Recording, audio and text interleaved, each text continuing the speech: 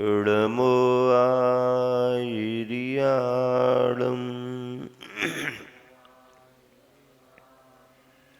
इडमो बच्छायाळं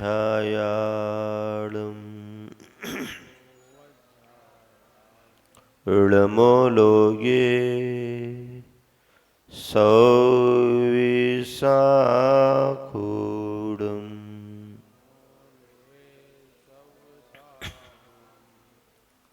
पंच परमेष्टि भगवान की, अहिंसा परमो धर्म की जय। गुरुवर आचार्य श्री विद्यासागर जी महाराज की जय। पूज्य निर्यापक श्रवण श्री समता सागर जी महाराज की जय। मुनि संघ की जय। नमोस्तु भगवान, नमोस्तु भगवान, नमोस्तु भगवान। आप सभी अपने आराध्य और अंतिम शासन नायक वर्धमान महावीर स्वामी के कथा प्रसंगों को विगत दिनों से सुन रहे हैं। एक जीव का परिभ्रमण कथानक के आधार से बतलाया जा रहा है। जिनके कथानक हैं उनका परिभ्रमण तो मालूम होता ही है, ज्ञात होता है, लेकिन अनगिन असंख्य और अनंतों जीव ऐसे भी हैं जो परिभ्रमण तो कर रहे हैं पर उनकी कहीं कोई चर्चा ही नहीं आ पाती, उनका किसी को कुछ पता ही नहीं है, लेकिन परिभ्रमण तो चल रहा है। द्रव्य है, जीव है, जीव द्रव्य का स्वभाव ही परिणमन करने का है। अपने अपने गुणों में, अपनी अपनी पर्यायों में परिणमन निरंतर चल रहा है। जन्म और मरण हो ही रहा है। पंक्तियां ख्याल में आ गई हैं, आपको भी सुनाई देते हैं। अच्छी चीज है, तुरंत बता देना चाहिए। फूल बनते खाद, फिर से खाद में गुल खिल रहे हैं। मृत्यु जीवन और जीवन मृत्यु में घुल मिल रहे हैं। फूल बनते खाद, फिर खाद में गुल खिल रहे हैं। मृत्यु जीवन और जीवन मृत्यु में घुल मिल रहे हैं। नाश को निर्माण का निर्बाध रूपक छल रहा है। नाश को निर्माण का निर्बाध रूपक छल रहा है। प्रलय सरिता के तटों पर सृजन का क्रम चल रहा है। क्या हुआ इसमें? एक चित्रण है, प्रकृति के परिणमन की बात है। जो परिणमन सहज होता है उसका अपना उपादान जैसा होगा, परिणमन उस रूप ही होगा। हर दिन की योग्यता, हर क्षण की, हर पल की योग्यता सभी की अपनी अपनी अपने उपादान के अनुसार होती है। निमित्त सहकारी होते हैं, सहयोगी होते हैं, अच्छे के लिए भी प्रेरक होते हैं, बुरे के लिए भी प्रेरक होते हैं। निमित्त कुछ कराता है पर उसकी भूमिका एक निमित्त के रूप में ही है। निमित्त ही सब कुछ कराता रहे तो फिर मोक्ष कभी होगा ही नहीं। कर्म बंधन से मुक्त होने की अवस्था ही नहीं बनेगी। निमित्त तो निमित्त की भूमिका में रहते हैं, काम तो उपादान में होता है। और अपने उपादान को जागृत रखने के लिए, जागृत का मतलब जैसे नगर में रात में वो होते ना घूमने वाले जिनकी ड्यूटी रहती हैं, तो हाँ, वो अपनी जवाबदारी से बिसिल बजाते रहते हैं, कहीं डंडा पीटते रहते हैं। किसी एक गांव में कहाँ रुके थे शहर में, वो बाजुई के रास्ते से निकलता था रात में, 3-4 बार उसकी विसिल बजेंगी बड़ी बड़ी आवाज में, डंडा भी यहाँ वहाँ शटर में ही मार देता, कहीं कहीं ये ठोकता। हम लोगों की नींद बहुत जल्दी खुल जाती है, तो सब महाराजियों को ख्याल में आता कि वो आ रहा जा रहा, और क्या कहता, जागते रहो जागते रहो। अब सोने का समय, कहाँ जागते रहो। हमें सोना इसलिए तो तुम्हारे को जागने की ड्यूटी लगा दी, हमें जागना होता तो तुमको काय को रखते। वो भी कहता है अलर्ट रहो, सावधान रहो, जागते रहो और जगाते रहो। निमित्त एक दूसरे के लिए बनते हैं। ऐसे निमित्तों के परिणमन से द्रव्य में, निमित्तों के माध्यम से परिणमन में अंतर आता रहता है। कथानक के अनुसार महावीर भगवान का जीव जब आगे बढ़ता है तो कैसे कैसे संदर्भ उस जीव के जीवन से जुड़ते हैं। पहले तो उस भील की पर्याय में सागर सेन मुनि महाराज मिल गए, अच्छा हो गया। अभी तो मुनि की ही वंदना की उसने। अब स्वर्ग जाने के बाद भरत का पुत्र मरीचि बना, तो मरीचि बना तो फिर स्वयं अपने दादा बाबा से प्रभावित होकर के ये जैसा कर रहे हैं मैं भी करूंगा, तो 4000 राजाओं में ये भरत का पुत्र भी सम्मिलित था। कुछ ख्याल में नहीं आया, ये हुआ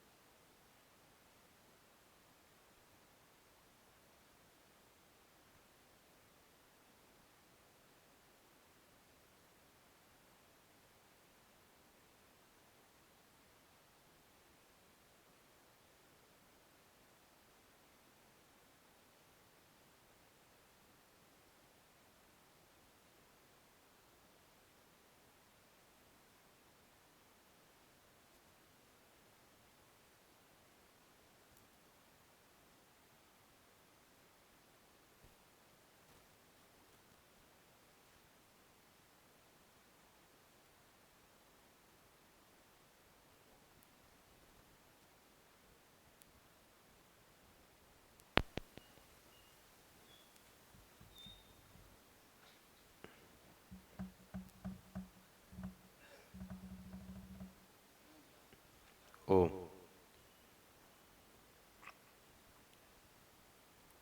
और वह जीव 4000 राजाओं के साथ देखा देखी अपनी प्रवृत्तियां करता रहा, भटक गया, मान्यता स्थापित कर ली, समोसरण से बाहर आ गया, अपनी विचारधारा से अन्य अनेक मत मतांतर स्थापित कर दिए, 363 मतों को बना दिया। बार बार स्वर्ग, बार बार मनुष्य, मनुष्य बन के तपस्वी बनता रहा, फिर स्वर्ग, फिर मनुष्य, ये क्रम चलता रहा। नरक निगोद में भी अनेकों बार गया, और फिर जब वह वहां से निकलता है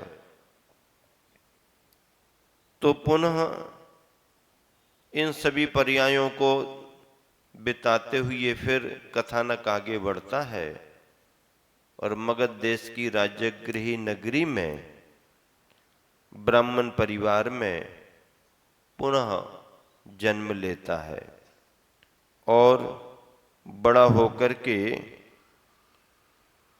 वह ब्राह्मण वही अपने परिव्राजक मत के लिए स्वीकार करता है और उसका प्रचार प्रसार करता है। वहां से वह पुनः स्वर्ग चला जाता है और स्वर्ग से जब आयु पूर्ण करके वहां से निकलता है तो पुनः उसी राजगृही नगरी में, जहां से वो स्वर्ग गया था, उसी राजगृही नगरी में अब आता है। समय बीत गया, नगरी तो वो ही रही, समय बीत गया, स्वर्ग की आयु पूरी करी, परिवर्तन यहाँ बहुत हो गया। और जब वह पुनः राजगृही नगरी में आया, जन्म लेता है, तो उस समय विश्वभूति नाम के राजा राज्य करते थे और विश्वभूति राजा के यहाँ पर विश्वनंदी नाम के पुत्र के रूप में जन्म लिया। राजगृही नगरी में विश्वभूति नाम के राजा के यहाँ पर विश्वनंदी नाम के पुत्र के रूप में जन्म लिया। विश्वभूति राजा का एक भाई था जिसका नाम विशाखभूति था और वह विशाखभूति भी क्योंकि राजघराने राज परिवार में थे, इसलिए सुख से धन धान्य की समृद्धि के साथ रहते थे। उनका भी एक पुत्र था जिसका नाम विशाखनंद था। अब देखो, महावीर भगवान का जीव जो चल रहा है वो राजा विश्वभूति का पुत्र विश्वनंदी और उन्हीं के भैया जो थे उनका पुत्र विशाखनंद, विश्वनंदी और विशाखनंद, सब ठीक ठाक चल रहा। किसी एक समय राजा विश्वभूति ने वैराग्य भावों को प्राप्त करते हुए निर्ग्रंथ मुनि दीक्षा ले ली। अब निर्ग्रंथ मुनि दीक्षा लेने का समय आया तो राज्य किसको सौंपें? राज्य सौंपने का विचार करते हुए उन्होंने अपने भैया विशाखभूति को राज्य दे दिया, उन्हें राजा घोषित किया। भाई को, बेटे को नहीं दिया, भाई को दिया। लेकिन इसमें भी कोई वो बात नहीं थी और अपने बेटे को युवराज बना दिया, यानी अपना राज्य उन्होंने अपने भाई को राजा बना करके दे दिया। पर आगे की बात ये निश्चित कर दी कि अब आप अपना राज्य जिसे मैं युवराज बना रहा हूं उसी को देना। ऐसा होता है, जिसे युवराज बनाया जाता है उत्तराधिकारी वही माना जाता है। तो ये क्रम चल रहा था। राज्य भी बहुत अच्छा चल रहा था। युवराज विश्वनंदी के लिए, उसकी सुख सुविधाओं के लिए, घूमने फिरने के लिए एक विशेष प्रकार का बगीचा प्रदान किया गया था। युवराज था। अब उस उद्यान को देख करके, बगीचे को देख करके जो चाचा का बेटा विशाखनंद है, उसके मन में बार बार भाव आता था कि ये बगीचा मुझे मिले, लेकिन उसने व्यक्त कभी नहीं किया। अब किसी एक समय जब उसके मन में आकुलता बहुत आई, तो उसने अपने पिता के पास जाकर के कहा, पिताजी मुझे विश्वनंदी वाला बगीचा चाहिए है। पिता ने उस बात को, हाँ ठीक है, आपको मैं बगीचे का इंतजाम करता हूं, थोड़े मोह में आकर के कि ये आकुल व्याकुल हो रहा है तो इसे बगीचे का इंतजाम किया जाए। अब डायरेक्ट कुछ कहने की अपेक्षा उन्होंने क्या किया, अब राजा तो थे, राजनीति आ गई दिमाग में। प्रयोग क्या किया राजनीति का, उन्होंने ये प्रयोग किया, विश्वनंदी को अपने पास बुलाया और कहा, देखो आजू बाजू वाले राजा चाहे जब क्षोभ उत्पन्न करते हैं और अपने राज्य के लिए वातावरण अशांत करते हैं, सुनो आप युवराज हो, आप यहां का राज्य संभालो और मैं युद्ध के लिए जाता हूं। अब जैसे ही उन्होंने कहा मैं युद्ध के लिए जाता हूं, तो विश्वनंदी जो था युवराज कहने लगा, पिताश्री, चाचा को कहता है, पिताश्री मेरे रहते हुए आपको युद्ध में जाने की जरूरत क्या है? ये छोटा मोटा काम तो मैं ही कर लूंगा, आप आज्ञा दीजिए और मैं शत्रु पक्ष के राजाओं को जीत करके कुछ ही दिन में वापस आ जाऊंगा। तो चाचा ने कहा, ठीक है, आप अगर जाना चाहते हैं तो जाएं। अब ये अपनी तैयारी करके चले गए। अड़ोसी पड़ोसी राजा जो भी छोटे मोटे थे, उनको दबाने के लिए, समझाने के लिए, जीतने के, सब तैयारी से निकल गए। यहां जब खाली देखा तो इन्होंने अपने बच्चे विशाखनंद को कह दिया, अब बगीचा खाली है, चले जाओ, बगीचा तुम्हारा है। अब ये अपने रानियों के साथ आना जाना, घूमना फिरना करने लगा। आने जाने वालों से विश्वनंदी को मालूम हो गया कि वहां तो बगीचे में विशाखनंद आता जाता है और बगीचा उसी को दे दिया है राजा साहब ने। इसको अचानक मन में आया, आते समय तो कोई बात नहीं थी, कोई संकेत भी नहीं दिया, और बिना हमारी अनुमति के और बिना पूछे हमारे नाम का बगीचा उसको कैसे दे दिया? और वो बीच में ही युद्ध छोड़ करके अपनी सेना लेके, युद्ध के नाम पर नहीं, लेकिन उन्होंने अपने घर वापसी कर ली।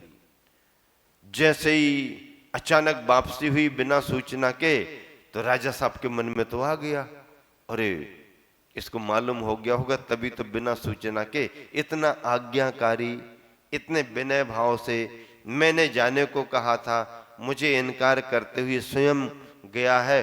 पराक्रमी भी है, बुद्धिमान भी बहुत है। हमारा बेटा उतना बुद्धिमान नहीं है जितना बुद्धिमान है, पराक्रमी भी बहुत है। अगर ये क्षुब्ध होकर के आ रहा है तो इसका मतलब है ये बगीचा ही कारण बन गया है। और फिर आ गया और उसने अपने अंदर का भाव प्रकट कर दिया, आपने ये क्या किया? उन्होंने समझाया कि नहीं नहीं, वो ऐसी कोई बात नहीं थी। अरे बगीचे की कोई बात ही नहीं है ना, आप कहते तो बगीचा तो क्या, मैं तो सब कुछ देने को तैयार हो जाता, आप आदेश तो करते ना, ये बगीचे की कोई बात नहीं। लेकिन मेरे जाने के बाद अनुपस्थिति में आपने ऐसा किया और बिना सूचना के किया, इससे उसकी क्षुब्धता प्रकट हुई। अब राजा साहब तो कुछ बोल नहीं सके। अब यहां से ये आगे बढ़ा और अपने उद्यान की ओर गया। जैसे इसको उद्यान में आते हुए देखा तो जो विशाखनंद थोड़ा कमजोर भी था, मंद बुद्धि भी, घबरा गया, अंदर पहुंच गया, सामना तो कर नहीं सका और यहां भागा वहां भागा, वो जिस तरफ भागता इसी तरफ ये आगे बढ़ता, डर के कहीं किसी वृक्ष पर चढ़ गया, फिर ये आता देखा तो उससे फिर निकल करके फिर किसी चट्टान पर, किसी पत्थर, बगीचा बहुत बड़ा था। ऐसा करते करते जब बहुत ज्यादा वो थक सा गया और बहुत भयभीत दिख रहा था, तो इस विश्वनंदी के मन में स्नेह का भाव भी आया और करुणा का भाव भी आया।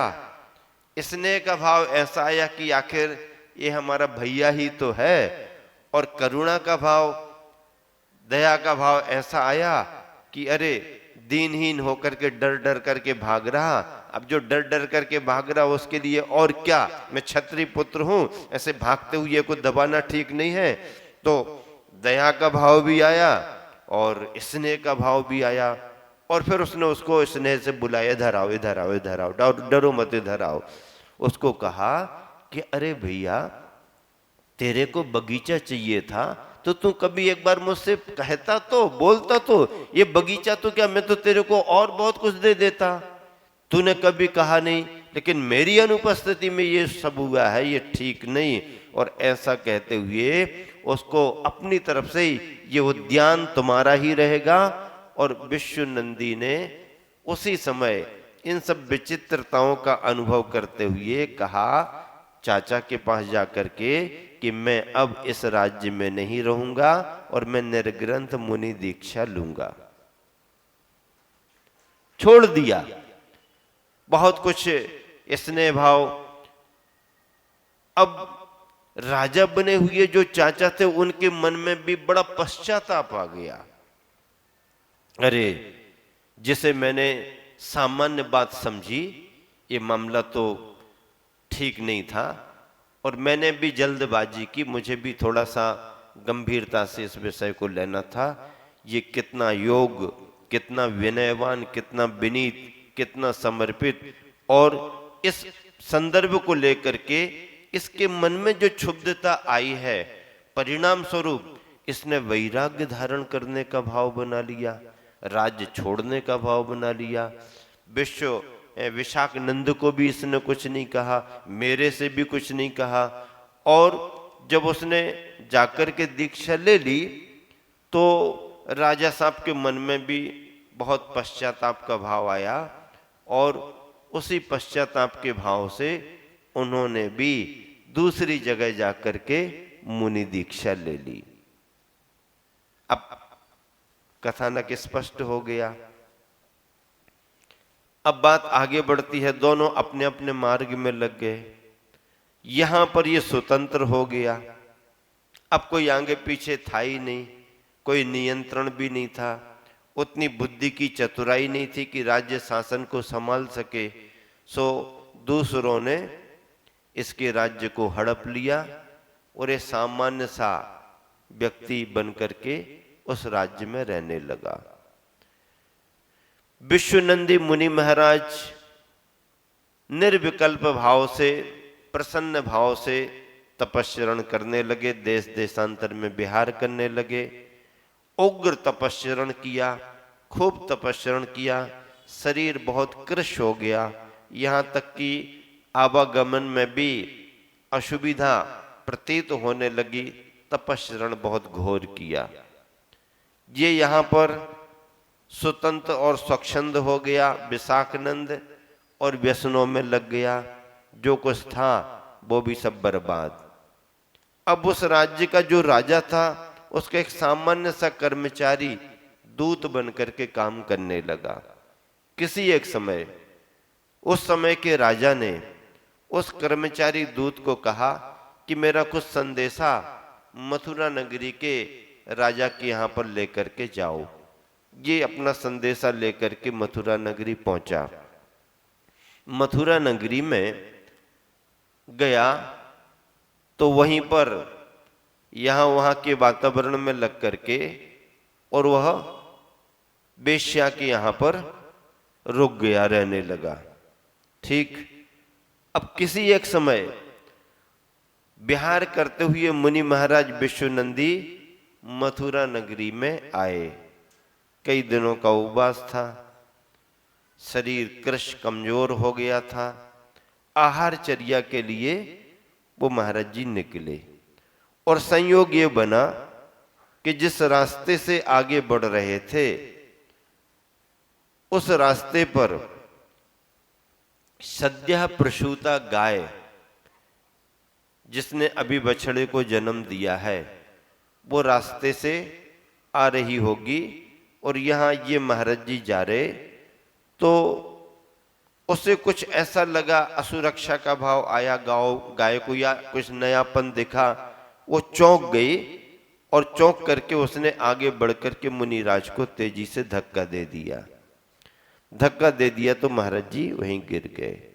सामने छोटी सी हवेली बनी हुई थी, उस हवेली की छत पर ये विशाखनंद जो व्यसनों में लीन हो गया था, संलग्न था, वो ऊपर बैठा देख रहा था। अचानक उसका ध्यान चला गया, गाय ने किसी को गिरा दिया।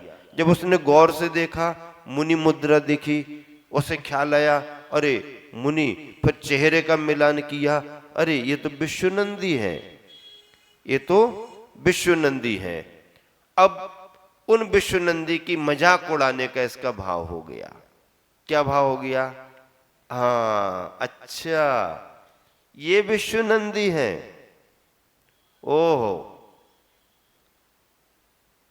उसने व्यंग किए, हंसी उड़ाई, मजाक किया और कहने लगा, अरे साधारण सी गाय ने धक्का दे दिया, तुम गिर गए, कहां गया वो तुम्हारा बल, कहां गया वो तुम्हारा पुरुषार्थ?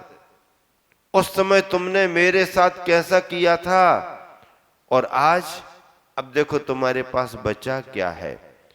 इस तरीके से जब बहुत सारे व्यंग्यात्मक शब्द कहे और मजाक उड़ाई, तो महाराज जी के मन में भी प्रतिकूलता, अनिष्टता का भाव आ गया। और उस समय मुनि महाराज ने, हालांकि धर्म तो यही है कि भैया ठीक है, गैया तो निमित्त बनी सो बनी, तुम और ऊपर से निमित्त बन गए, चलो जो भी है सो छोड़ो छाड़ो। अपने गुरुवर का संस्मरण आपने पढ़ा कि नहीं पढ़ा? महाराज जी वगैरह सुनाते हैं, रामटेक में थे आचार्य श्री, और सन 2000 शायद, अब जो भी रहा हो, तो उस समय की बात है, आचार्य श्री आहारचर्या को निकलने के पहले छत पर शुद्धि करने को गए। आम का पेड़ है वो किनारे पर, जहां आचार्य श्री नीचे बैठते हैं, शांतिनाथ भगवान के पीछे वो एक रूम है, वो आचार्य श्री का साधना स्थल है। शुद्धि करने को आचार्य श्री हमेशा, जब 1993 में हम थे तब वहीं पर शुद्धि करते थे, बाद में भी उनका स्थान निश्चित रहता है। आचार्य श्री शुद्धि कर रहे, हाथ ही धो रहे, और एक बहुत भारी भरकम बंदर, बंदरों का सरदार जैसा, कहां से छलांग लगाते आया पेड़ की डाली पर, और पेड़ की डाली से उसने जो छलांग लगाई तो आचार्य श्री के पीछे ऐसा उसने जंप लिया और आचार्य पीछे ऐसा किया। कुछ ख्याल में था नहीं, एकदम ऐसा होने से आचार्य श्री का बैलेंस बिगड़ गया। घुटनों पर, छत तो थी उबड़ खाबड़, तो घुटनों पर बहुत सारे निशान आ गए, हाथ पर भी निशान आ गए, ये आ गए। अब आचार्य श्री ने एकदम देखा, ऐसा उसने किया और जंप लगा के सामने फिर जाके बैठ गया। वो भी देखने लगा। अब वो क्या समझा क्या नहीं समझा, इतना करने के बाद जाके शांत बैठ गया, देख रहा कि क्या प्रतिक्रिया होती, क्या कुछ नहीं।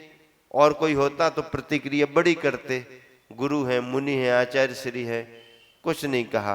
अब महाराज जी वगैरह जो थे वहां, ऐसा ऐसा ये वो, अब बात तो आई गई मिनटों में। आचार्य श्री फिर थोड़े संभले, देख करके उसकी तरफ कहते, भैया हमने तुम्हारा क्या बिगाड़ा, भैया हमने तुम्हारा क्या बिगाड़ा था। अब वो क्या सुन लिया उसने।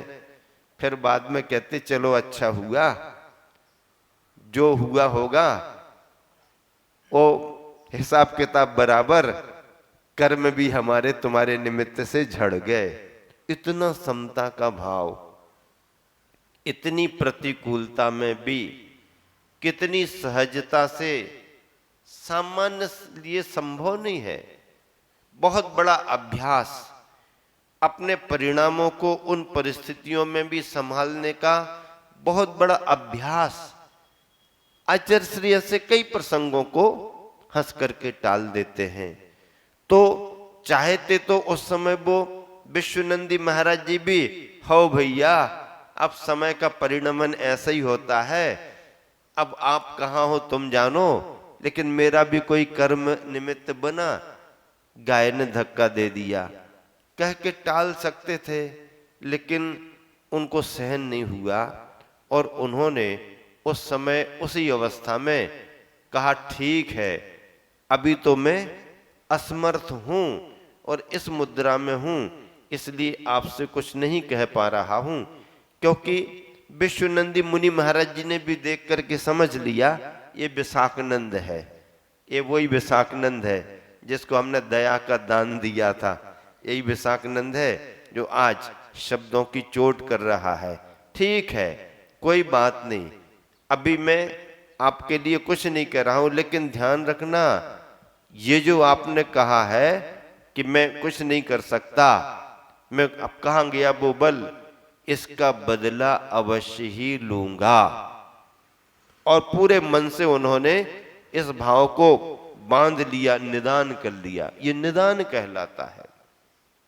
अब निदान में क्या हुआ, जितना भी उनका तपश्चरण का पुण्य था, जितना भी पुण्य था, जितनी भी उन्होंने साधना की, जितना उन्होंने अपने अंदर रत्नत्रय की प्रभावना से, रत्नत्रय की साधना से जो भी शक्तियां अर्जित की, जो भी पुण्य अर्जित किया, वह इस संकल्प में निदान बन गया।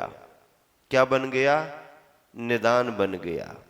अब पुण्य तुम्हारे लिए फल देगा, सत्ता में जो पुण्य है वो तुम्हारे लिए फल देगा, लेकिन अब निदान के उद्देश्य के अनुरूप वो पुण्य काम करेगा।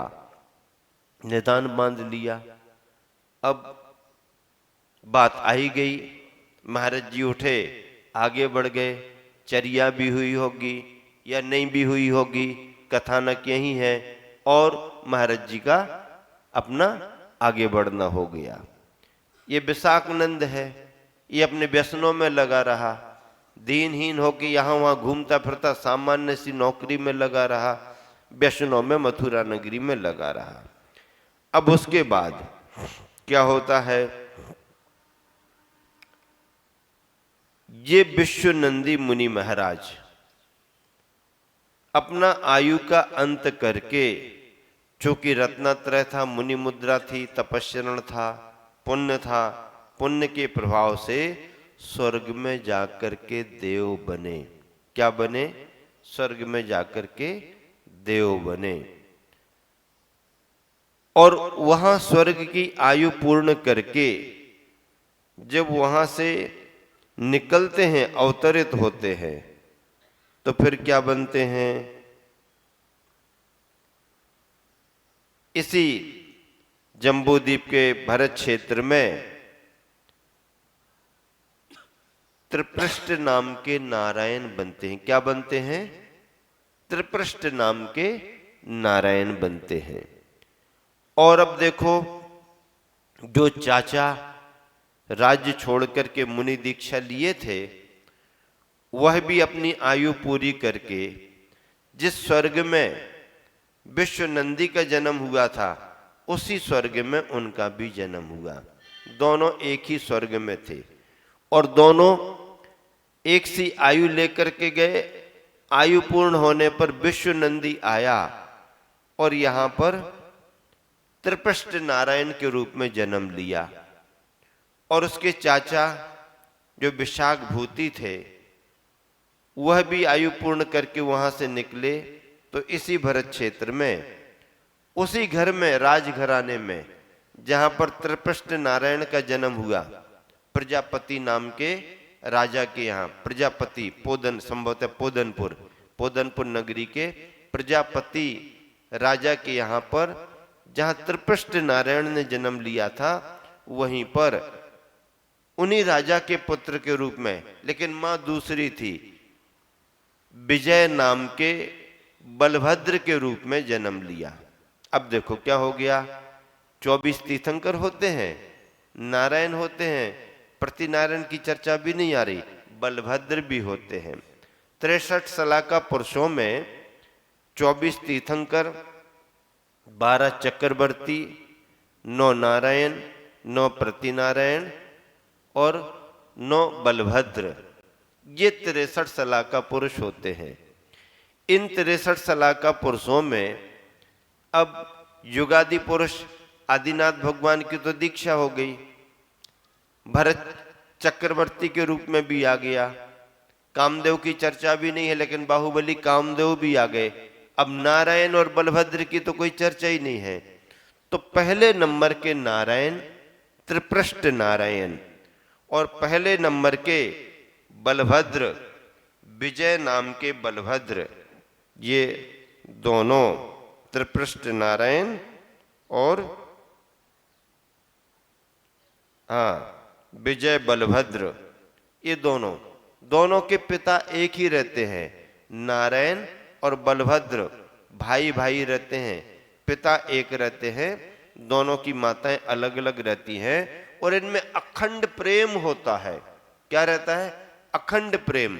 देखो, भले ही विशाख भूति ने अपने बेटे के थोड़े से व्यामोह में आकर के बगीचा भले दे दिया था, लेकिन विश्वनंदी की योग्यता को लेकर के, उसके समर्पण को लेकर के चाचा के मन में भी अपने भतीजे के प्रति बड़ा लगाव रहा। और यहां विशाख नंदी का तो कथानक पूरा हो गया, लेकिन अब जो कथानक चला वो कैसा चला? विश्वनंदी नाम के मुनि महाराज त्रिपृष्ठ नाम के प्रथम नारायण बने और विशाख भूति नाम के मुनि महाराज चाचा उसके विजय नाम के प्रथम बलभद्र बने। और बलभद्र नारायण का प्रेम आप जानते ना, राम लक्ष्मण का प्रेम, ऐसा दोनों का कैसा बढ़िया कथानक बना।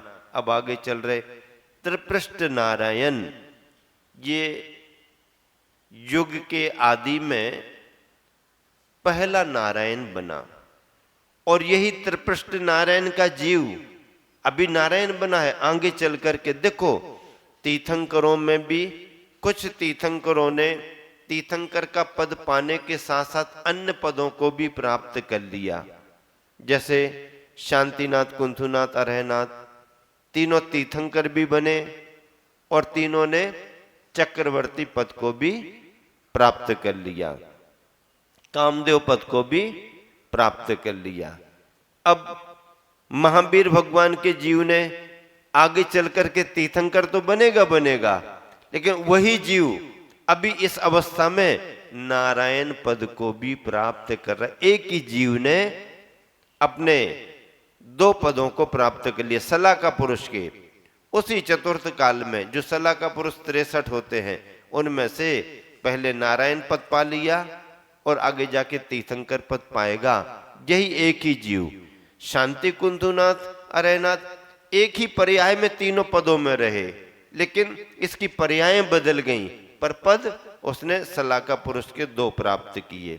इस तरह से ये कथानक है। और देखो, इन सब चीजों को आप केवल ये मान करके नहीं चलना कि ये फिल्म पहले किसी स्टूडियो में बना दी गई होगी और उसके बाद पर्दे पर सीधी की सीधी चल रही है कि इसके बाद ये होना, इसके बाद ये होना, इसके बाद ये होना। इसका मतलब है कि सब कुछ होना निश्चित हो गया है, अब हमारे लिए कुछ नहीं करना। क्या? हमारे को कुछ नहीं करना है, निश्चित हो गया।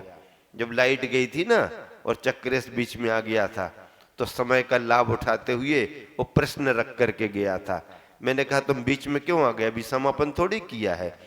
वो अपनी बात रखने आ गया। उसने कहा कि महाराज ये कथानक आप सुना रहे तो सब फिक्स हो गया था क्या? पहले से सुनिश्चित हो गया था क्या? नहीं, सुनिश्चित नहीं था। निमित्त अगर बदल जाए तो उपादान का भी परिणमन बदल सकता है, बदल जाता है। हाँ, फिक्स कुछ नहीं है।